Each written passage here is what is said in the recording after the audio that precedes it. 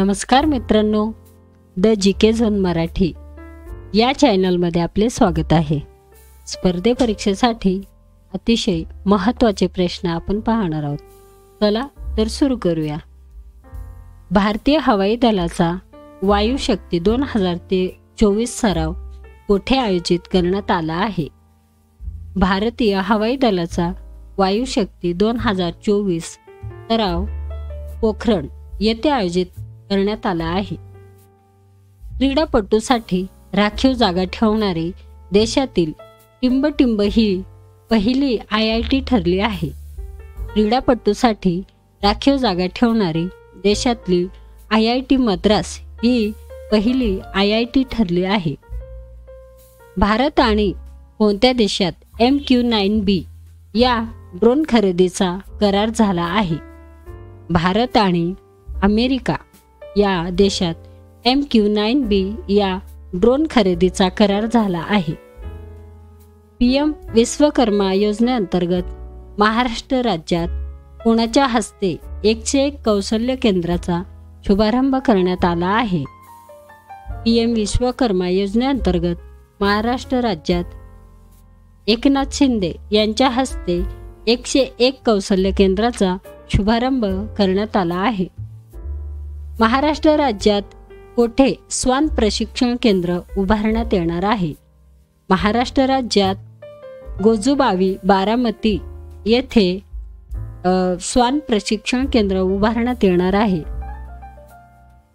मारवाड अश्व महोत्सव कोठे आयोजित करण्यात आला आहे?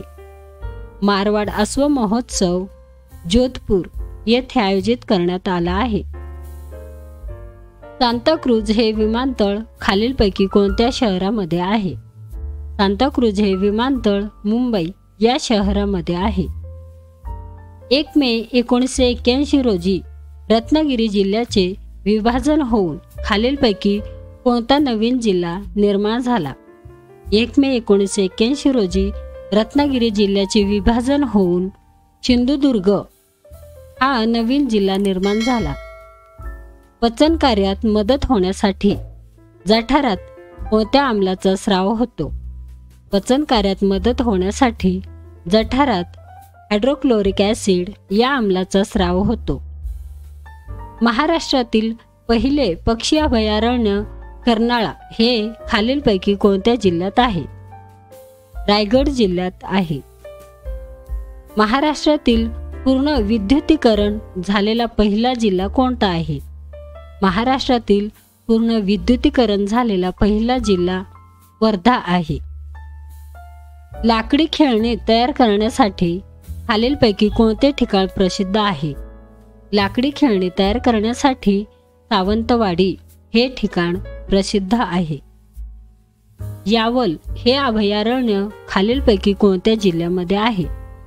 यावल हे अभयारण्य जळगाव या जिल्ह्यामध्ये आहे।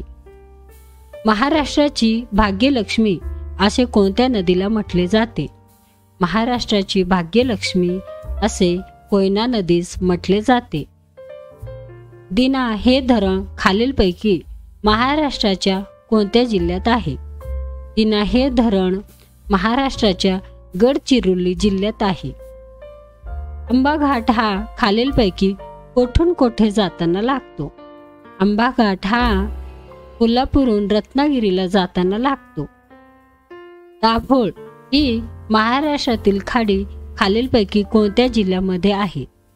दाभोळ ही महाराष्ट्रातील खाडी रत्नागिरी या जिल्ह्यामध्ये आहे। पुणे व नाशिक यांना जोडणारा कोणता राष्ट्रीय महामार्ग क्रमांक आहे? पुणे व नाशिक यांना जोडणारा राष्ट्रीय महामार्ग 50 आहे। कर्मयोगी संत गाडगेबाबा विद्यापीठ खालीलपैकी कोणत्या ठिकाणी आहे? कर्मयोगी संत गाडगेबाबा विद्यापीठ अमरावती या ठिकाणी आहे। तिल्लारी जलविद्युत केंद्र खालीलपैकी कोणत्या जिल्ह्यात आहे? तिल्लारी जलविद्युत केंद्र कोल्हापूर या जिल्ह्यात आहे। डोकलाम वाद कोणत्या 2 देशांमध्ये आहे? डोकलाम वाद भारत व चीन या देशांमध्ये आहे। कादवा ही नदी कोणत्या नदीची उपनदी आहे? कादवा ही नदी गोदावरी या नदीची उपनदी आहे. राष्ट्रपती राजवट घटनेच्या कोणत्या कलमान्वये लागू करता येते? कलम 356 या कलमाने लागू करता येते. गुलामगिरी हा ग्रंथ खालीलपैकी कोणी लिहिला? गुलामगिरी हा ग्रंथ महात्मा फुले यांनी लिहिला. मराठी भाषेचे शिवाजी असे खालीलपैकी कोणास म्हटले जाते? मराठी भाषेचे शिवाजी विष्णुशास्त्री चिपळूणकर यांना म्हटले जाते. पाण्याच्या शुद्धीकरणासाठी कोणता रासायनिक मूलद्रव्य वापरले जाते? पाण्याच्या शुद्धीकरणासाठी क्लोरीन हे रासायनिक मूलद्रव्य वापरले जाते. पीपल्स एज्युकेशन सोसायटीची स्थापना खालीलपैकी कोणी केली?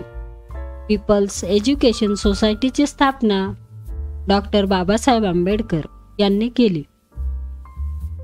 राष्ट्रीय काँग्रेसची स्थापना कोणत्या वर्षी झाली? राष्ट्रीय काँग्रेसची स्थापना 1885 मध्ये झाली. गदर पार्टीची स्थापना खालीलपैकी कोणी केली? गदर पार्टीची स्थापना लाला हरदयाळ यांनी केली. पंजाबचा सिंह असे खालीलपैकी कोणास म्हटले जाते? पंजाबचा सिंह असे लाला लजपत राय यांना म्हटले जाते. रजत क्रांती ही कोणत्या क्षेत्राशी संबंधित आहे? रजत क्रांती ही अंडी उत्पादन या क्षेत्राशी संबंधित आहे. विजयस्तंभ चित्तोडगड हे ठिकाण खालीलपैकी कोणत्या राज्यात आहे? विजयस्तंभ चित्तोडगड हे ठिकाण राजस्थान या राज्यात आहे. गीतांजली हा काव्यसंग्रह खालीलपैकी कोणाचा आहे? गीतांजली हा काव्यसंग्रह रवींद्रनाथ टागोर यांचा आहे. डॉक्टर अमर्त्य सेन यांना कोणत्या वर्षी नोबेल पुरस्कार मिळाला आहे? डॉक्टर अमर्त्य सेन यांना 1998 या वर्षी नोबेल पुरस्कार मिळाला आहे. मित्रांनो, चॅनल आवडला असेल तर प्लीज सबस्क्राईब करा, व्हिडिओला लाईक करा. धन्यवाद.